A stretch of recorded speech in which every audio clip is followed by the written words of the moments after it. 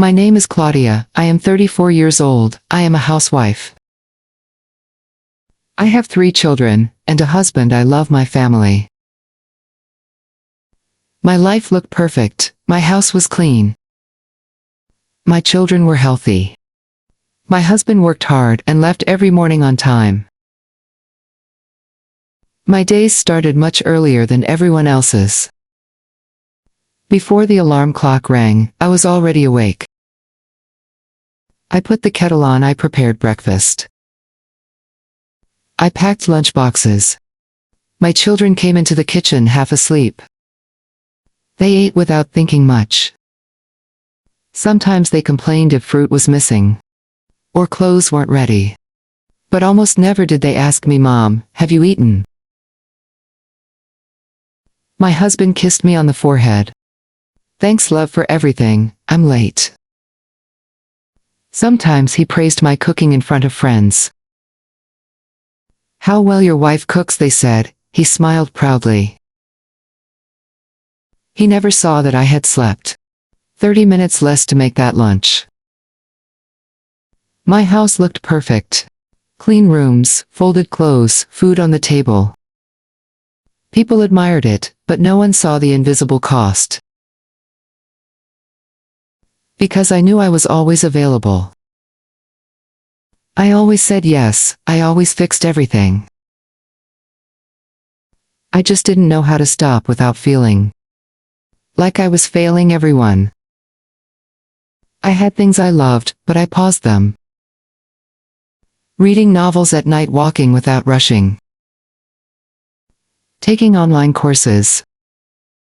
Every day I told myself, when things calm down, I'll go back to that, but calm never came. My own sister Marcella lived across the city, with 2 children and a busy life. Or at least that's what she always said. "Oh, Claudia, I'm so busy. I have no time. I'm exhausted." I listened to her while washing pots or folding clothes.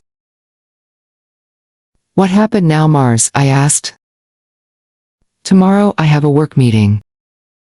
My kids get out early. Can you watch them?" That little while always became hours. I looked at my tired body, my mental list of tasks, and said what I always said: "Yes, send them over." Marcella smiled.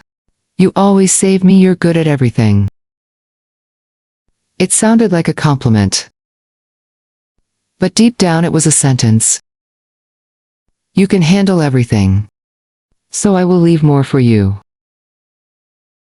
When the kids' school asked for a special donation, she called again. "Chloe, could you make something for the class?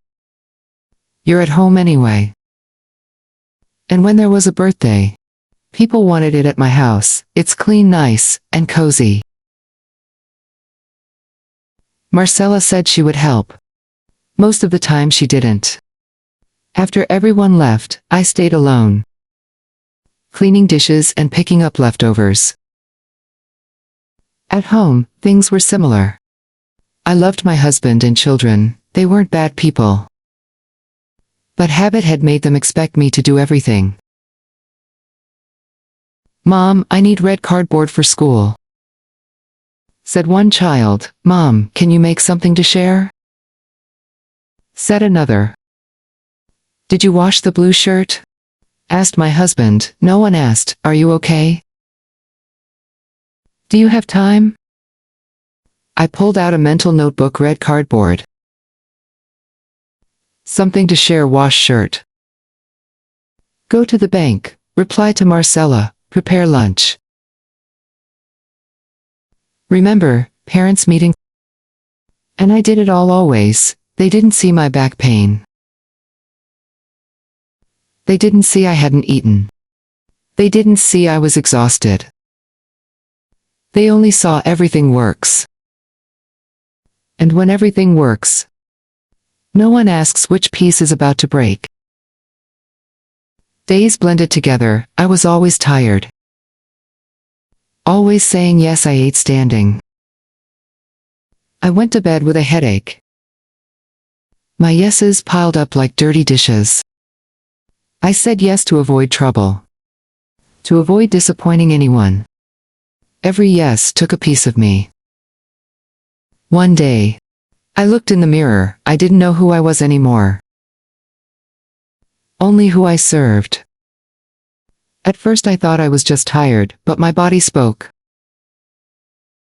My heart raced, I got short of breath, I forgot things. I snapped over small things. One night my hands trembled. My chest felt heavy, I cried. Not because something terrible happened, but because I had done this to myself for years. The next morning I woke with fever and dizziness. My body forced me to stop. I messaged Marcella. Today I feel bad I can't watch the kids. She said, oh, just for a little while. Please help. I felt guilty and said yes again. My husband asked me to prepare dinner. In the middle of fever, noise, and exhaustion, I realized. When people keep adding weight to you when you're sick, it is not help, it is silent abuse. At the doctor, I finally heard it. This isn't just tiredness. It's accumulated stress. Your body is collecting a debt. I understood I hadn't broken from one day, but years of neglecting myself. That night, I stood in my kitchen, dirty plates around me. I hadn't eaten calmly and I couldn't remember. And I promised, I have always been there for everyone. Except me, that will change. The next day I said to my family, I'm very tired. Things must change. We shared responsibilities. Dishes, laundry, simple dinners. I asked for 1 hour a day for myself. Slowly things shifted. When Marcella called, I said today I can't. She called me selfish. I said calmly, I'm not selfish. I was sick because I never thought of myself. We hung up. I felt relief. I walked alone. Sometimes I read again. I took my course. I didn't stop being kind, I just stopped being last. Saying no to what destroys you is saying yes to life. So I ask you, where are you on your own list? Are you first or last?